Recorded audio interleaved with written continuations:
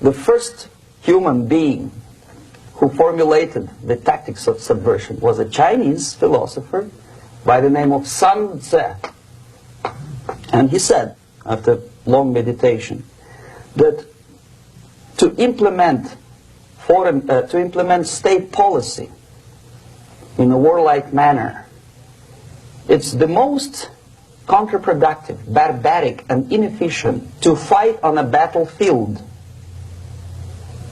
You know that war is continuation of state policy, right? So if you want successfully to implement your state policy, and you start fighting, this is the most idiotic way to do it. The highest art of warfare is not to fight at all,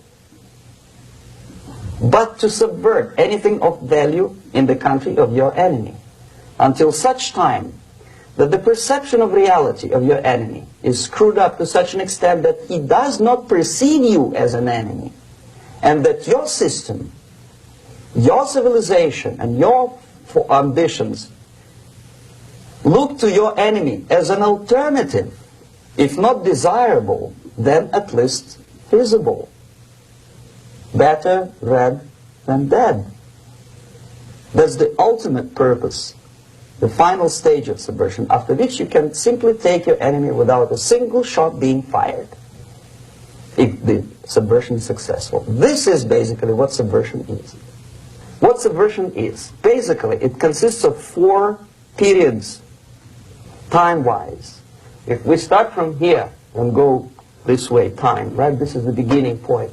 The first stage of subversion is the process which is called, basically, demoralization. It says for itself what it is. It takes from, say, 15 to 20 years to demoralize a society. Why 15 or 20 years? This is the time sufficient to educate one generation of students or children. One generation, one lifetime span of a person, a human being, which is dedicated to study, to shaping up the outlook, ideology, personality. No more, no less. Usually it takes from 15 to 20 years. What it includes? It includes influencing, or by various methods, infiltration, propaganda methods, direct contacts, doesn't really matter. I will describe them later. Of various areas where public opinion is formulated or shaped. Religion, educational system, social life, administration, law enforcement system. Sometimes when I describe all the methods, students ask me question, are you sure this is the result of the Soviet influence? Not necessarily. You see, the tactic of subversion, about which I'm talking, is similar to the martial art, the Japanese martial art. If some of you are familiar with that tactic, probably you will remember that if an enemy is bigger and heavier than yourself, it would be very painful to resist his direct strike. If a heavier person wants to strike me in the face, it would be very naive and counterproductive to stop his blow. The Chinese and Japanese judo art tells us what to do. First to avoid the strike, then to grab the fist and continue his movement in the direction where it was before, right? Until the enemy crashes in the wall. You see? So, what happens here? The target country obviously does something wrong. If it's a free democratic society, there are many different movements within the society. There are obviously, in every society, there are people who are against this society. They may be simple criminals, ideologically in disagreement with the state policy, conscientious enemies, simply psychotic personalities who are against anything. Right? And finally, there are a small group of agents of a foreign nation, bought, subverted, recruited. Right? The moment all these movements will be directed in one direction, right? This is the time to catch that movement and to continue it until the movement forces the whole society into collapse, into crisis, right? So that's exactly the martial art tactic. We don't stop an enemy. We let him go. We help him to go in the direction we want them to go. Okay? These are the areas of application of subversion. What it means exactly? In case of religion, destroy it, ridicule it, replace it with various sects, cults, which bring people's attention, faith, whether it is naive, primitive, doesn't really matter. As long as the basically accepted religious dogma is being slowly eroded and taken away from the supreme purpose of religion, to keep people in touch with the supreme being, that serves the purpose. Therefore, replace it, accepted, respected religious organizations with fake organizations. Distract people's attention from the real faith and attract them to various different faiths. Education. Distract them from learning something which is constructive, pragmatic, efficient. Instead of mathematics, physics, foreign languages, chemistry, teach them history of urban warfare, natural food, home economy, your sexuality, anything, as long as it takes you away. Okay? Social life. Replace traditionally established institutions and organizations with fake organizations. Take away the initiative from people. Take away the responsibility from naturally established links between individuals, group of individuals, and society at large, and replace them with artificially, bureaucratically controlled bodies. Instead of social life and friendship between neighbors, establish social workers institutions. People who are on payroll of whom? Society? No. Bureaucracy. Power structure. Okay. The natural bodies of administration, which are traditionally either elected by people at large or appointed by elected leaders of society, are being actively substituted by artificial bodies. The bodies of people, groups of people, whom nobody elected. Never. As a matter of fact, most of the people don't like them at all, and yet they exist. One of such group is media. Who elected them?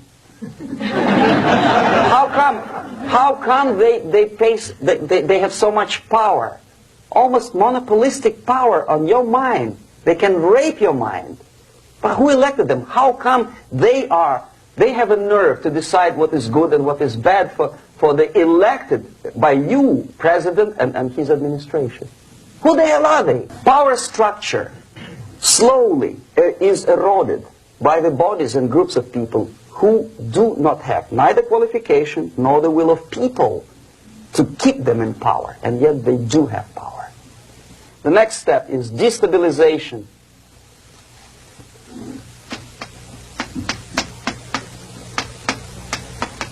Again, this word says for itself what it is. To destabilize all the relations, all the accepted institutions and organizations in a country of your enemy. How you do it? You don't have to send a battalion of KGB agents to blow up bridges. No. You let them do it themselves. Here it's radicalization. On the stage of destabilization, we cannot come to compromise even within a family. The husband and wife couldn't figure out which is better. Husband wants his kids to eat at the table, and wife wants him, a child, to roam around the room and drop food all over the floor. They cannot come to compromise unless they start a fight. It's impossible to reach a compromise, constructive compromise between neighbors. This stabilization process usually leads directly to the process of crisis. In case of developing nations, that's the area where I was active. The process starts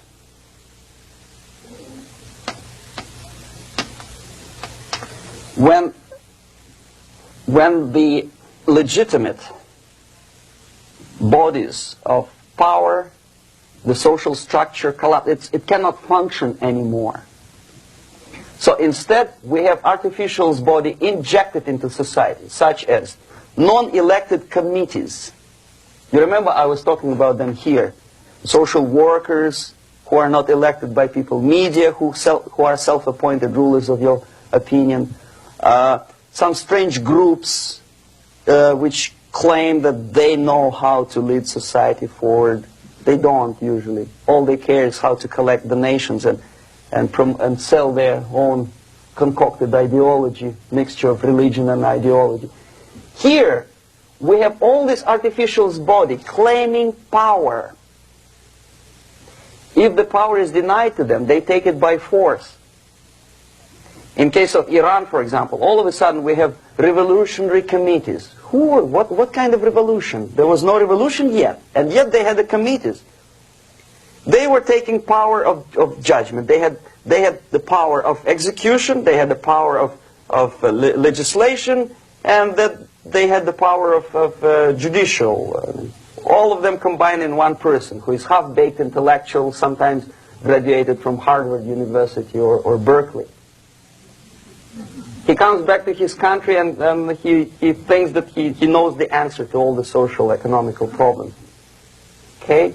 Crisis is when society cannot function any more productively. It collapses, obviously. That's the word for crisis. Could be stopped right here, both as an expert and as an impert. And that takes one step, one very important thing to do. You don't have to expel all the KGB agents from Washington, D.C. The most difficult and at the same time the simplest answer to the subversion is to start it here and even before, by bringing back the society to religion, something that you cannot touch and eat and put on yourself, but something that rules society and makes it move and preserve it. So the answer to ideological subversion, strangely enough, is very simple. You don't have to shoot people, you don't have to aim missiles and Pershings and cruise missiles at Andropov's headquarters. You simply have to have faith and prevent subversion. In other words, not to be a victim of subversion. Don't try to be a person who in judo is trying to smash your enemy and being caught by your hand. Don't strike like that. Strike with the power of your spirit and moral superiority. If you don't have that power, it's high time to develop it. And that's the only answer.